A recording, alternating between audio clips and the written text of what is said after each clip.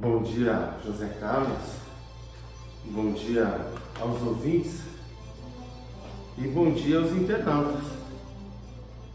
Hoje iniciando uma segunda-feira, não tão colorida como a semana passada, como foi da semana passada, mas uma segunda-feira bem interessante, não é? Provavelmente teremos um dia nublado, um dia mais escuro, mas isso não pode tirar nossas forças, né? Não pode tirar nossa motivação de viver uma semana intensa, que eu sempre digo, intensa para aqueles que conseguem se interagir e conseguem se envolver com aquilo que parece dar mais sentido, aquilo que parece ser mais envolvente em sua vida.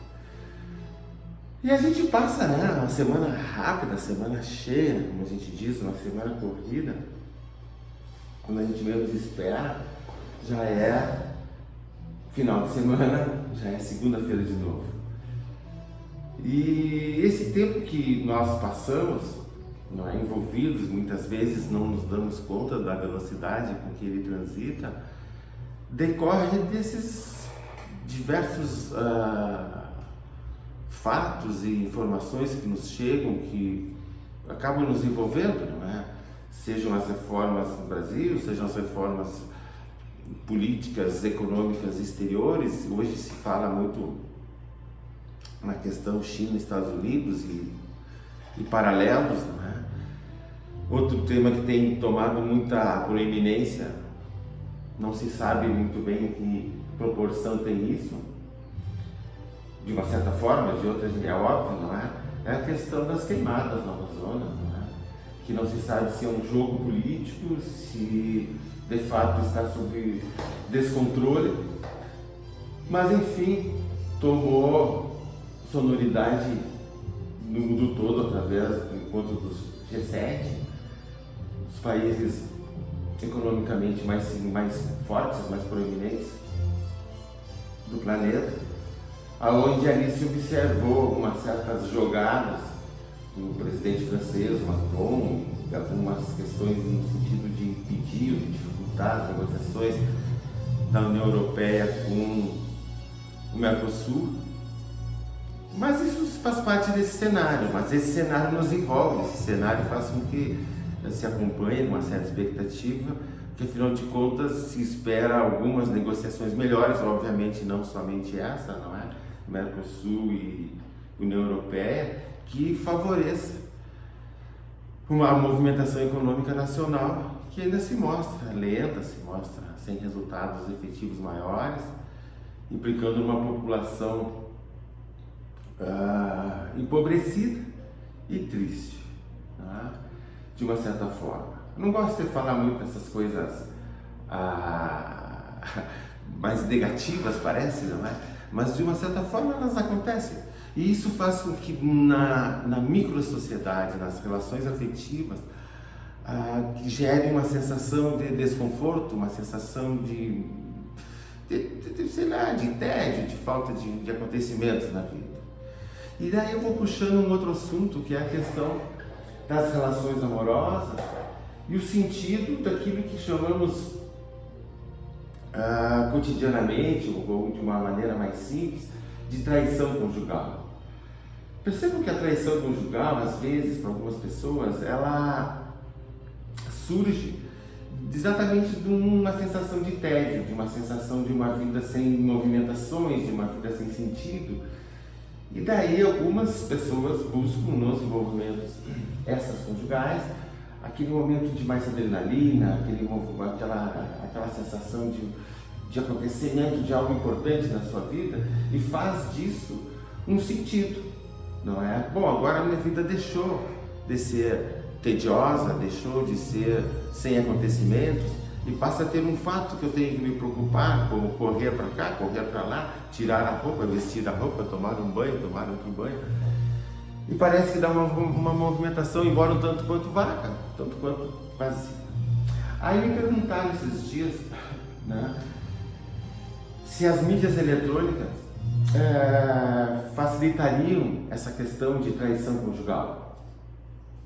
Eu me coloquei da seguinte forma, que as mídias eletrônicas digitais, elas facilitam tudo. Elas facilitam as vendas, facilitam a comunicação, facilitam a compra, facilitam inclusive encontros amorosos,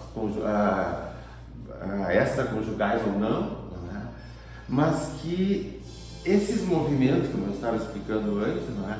Essa busca pelo acontecimento inédito, pelo acontecimento diferenciado, ela é motivada por sensações subjetivas de cada um. Né? Ou eu tenho interesse num processo desse, ou eu busco saciar algumas sensações desagradáveis em mim. Por exemplo, né? O que motiva a traição conjugal? Né? De uma certa forma, citando o que eu já falei, né? Frustrações seguidas, sensação de vazio, sensação de não acontecer fatos importantes e fatos motivadores no cotidiano. Então, uma espécie de uma procura de compensações daquilo que parece que falta ou daquilo que de fato falta, no sentido de que pode evitar, essas buscas podem evitar, não é uma recomendação, é uma vaga sensação, né, que possa evitar então uma sensação de desvalia. O tédio torna o encontro amoroso algo que provoca adrenalina, como se fosse o algo mais importante do acontecimento cotidiano, como se dessa forma a pessoa envolvida ou as pessoas envolvidas encontrassem um sentido para a sua vida. Agora vamos refletir um pouco sobre isso, né? É realmente um tanto quanto pobre, não é? Você querer dar sentido à sua vida a um fato amoroso. O fato amoroso é importante, mas ele não é o centro da vida, não é de qualquer pessoa, pelo menos não deveria ser. E muito disso está acontecendo ainda pelo processo de compreensão e de elaboração do que vem a ser o sucesso emancipatório feminino. De uma certa forma, quando vaga e abstrata, e quando colocada no âmbito social, a emancipação da mulher, ela tem sido melhor compreendida e tem acontecido fatos que revelam esse acontecimento. No entanto, na subjetividade, na intimidade de um casamento, de envolvimento mais prolongado, um envolvimento conjugal, onde as posições entre homem e mulher socialmente e economicamente se transformam, o que é muito natural nos dias de hoje, ainda provoca muitas sensações de desconforto. E aquele cônjuge, né, principalmente focando no homem, já que estamos falando sobre emancipação feminina, não se permite a sua elaboração, a sua superação, a ter sucesso, a ter prazer em ver a sua companheira evoluir e se projetar de uma certa forma, se coloca naquele lugar que eu estava colocando, desválido, pouco importante, frustrado, como se fosse um animalzinho doméstico carente de atenção, não é? E percebo muito bem que uma das coisas que desfavorece a compreensão da emancipação feminina é que a mídia tende a fazer uma questão contrária, ou seja, assim, a fortalecer o papel feminino, contracena muitas vezes em algumas situações apresentadas na mídia televisionada, no caso, não é? O papel de ridicularização masculina. Quer dizer, não tem a ver o progresso, o sucesso, a emancipação, a conquista feminina com a ridicularização masculina. Então é como se fosse uma perda de lugar, o lugar ocupado pelo outro. O que na realidade isso só manifesta e mantém um modelo de sociedade competitivo e agressivo.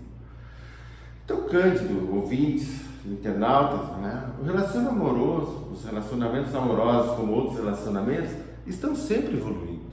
E os agentes subjetivos, os agentes pessoais individuais, é que compõem esse conjunto de relações. E se esse componente individual não se permite a evoluir, a acompanhar esses processos, obviamente a questão da busca por uma outra companhia que seja julgado como mais conveniente ou reciprocamente afetiva, de forma mais contemplar as buscas de cada um, fica exposta, não é? E tende a acontecer. Meus caros, uma boa semana a todos e até segunda-feira que vem.